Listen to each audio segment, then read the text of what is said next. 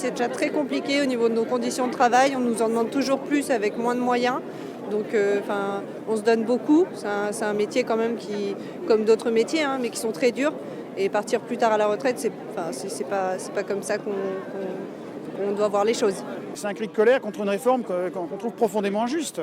Il faut être très clair. Si les gens se sont mobilisés, c'est qu'à un moment donné, on les a un peu pris pour des imbéciles.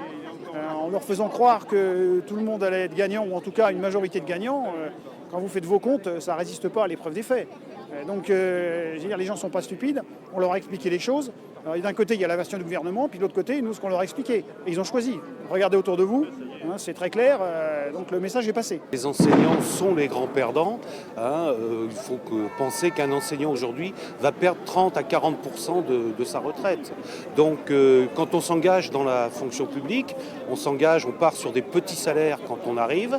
Et quand vous arrivez en bout de carrière, si on vous dit qu'on va vous appauvrir de 30%, et bien là aujourd'hui on n'est pas d'accord. Et ce qu'on a aujourd'hui, c'est un véritable, on va dire, référendum, un référendum qui doit faire dire au président de la République et au gouvernement, stop, ça suffit.